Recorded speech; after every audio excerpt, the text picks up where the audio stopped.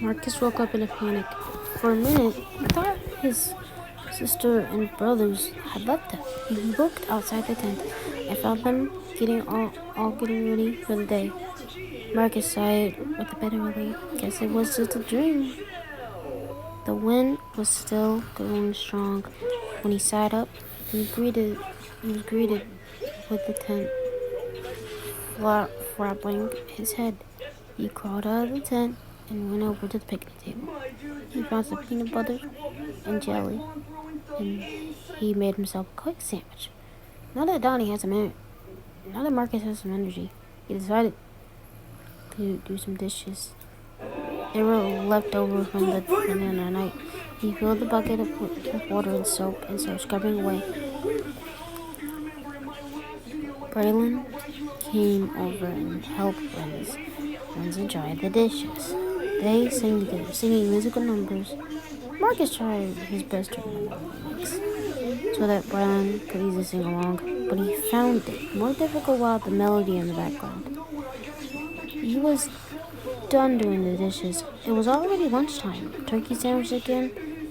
Did Braylon really not plan other lunch meals? The day was rather slow. Nothing was really planned. No hike, no fishing, no playing around with the ball, nothing. Everyone seemed to be doing their own thing. Marcus hid back in his tent and drug out a book to read. It was called The Winged Feather Saga. He didn't even get very far.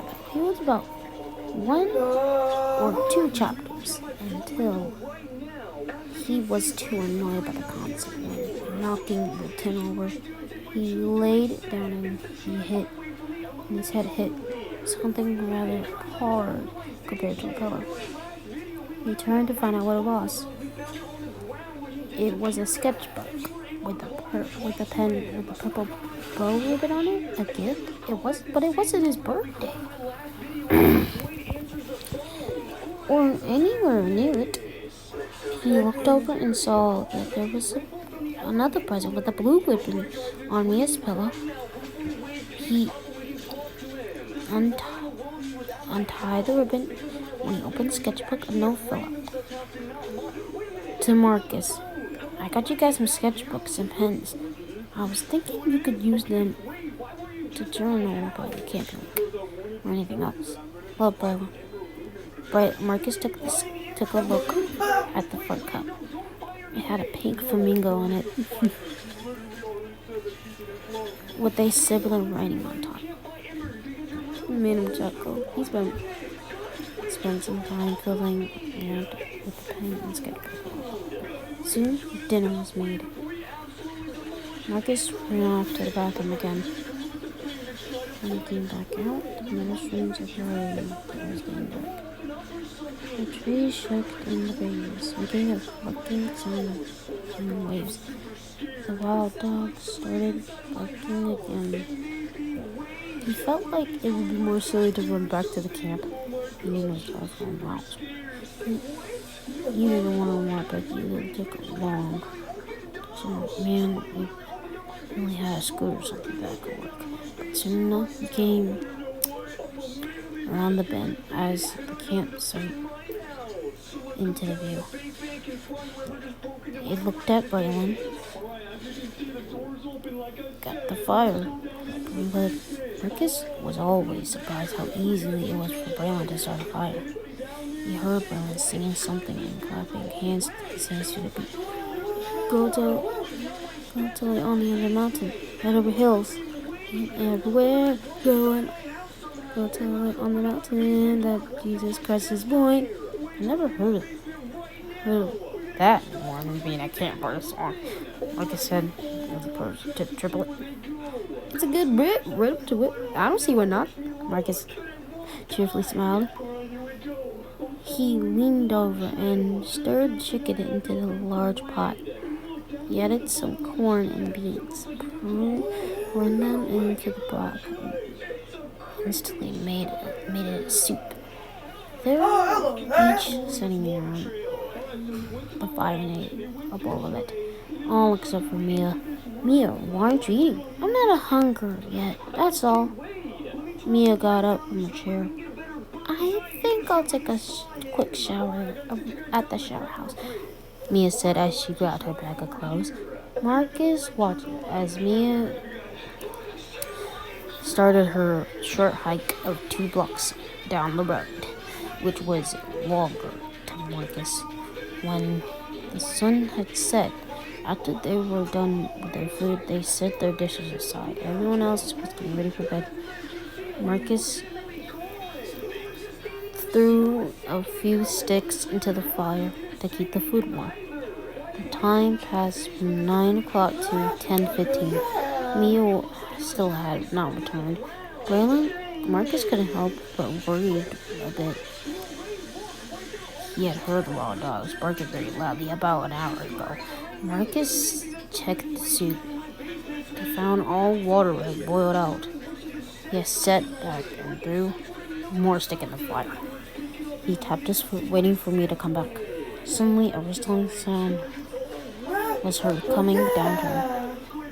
Marcus was assumed it was me, but Barton thought otherwise. She seemed tense up slightly, waiting to see what would come around the bend until his attention. It was Mia coming down the road with a towel around his neck. Marcus let his shoulder loosen. Mia had a pair of black shorts and a long sleeve shirt and a blue long t-shirt. And with the brightest yellow cracks you ever seen. Marcus wasn't sure about Mia's fashion sense, but it let us slide. Hello, hey Tella. What are you doing so up? Waiting for you. You didn't have to. You could have gone to bed already. I was keeping your food warm. Marcus whipped the lid to show the invited soup. Mia grinned a little. What once was now as dry as a dessert in comparison. Marcus started scooping out into the bowl. But he didn't hand it to Mia that way. He walked over to the picnic table and added a little water to it. Here, it has to become soup again, Marcus said as he held it out towards Mia. Mia took the bowl and peeked inside. That looks better, more like soup with liquid and all that jazz. Thanks for keeping it warm, Mia smiled. Marcus nodded in return. Mia took a sip of the soup, then drew his eyes onto Marcus. Is your stomach feeling better than yesterday? How'd you know about that? My stomach wasn't so great either. I was also sure it wasn't my stomach was feeling. Marcus blinked a couple times. Twin instinct. It is what me called it. It was a ridiculous idea. That they could feel each other's pain or whatever. But if it wasn't true, then how did Mia know he was feeling sick the other night? Marcus just sighed. Just drew his attention onto the fire. Yeah, it's better now. Good. Mia finished his soup and ran off into the tent. Marcus has gone to the bathroom one more time to brush his teeth. When he came back, Mia was already asleep. Marcus narrowed his eyes. Mia had his legs flopped all over Marcus' side of the tent. He picked Mia's legs up and shoved them over. Mia mumbled something sounding like Actually, never mind. It sounded like nothing. Marcus got into his sleeping bag and zipped it up over his head. 5 more nights to go. Marcus thought to himself. He put his phone on silent and went to sleep.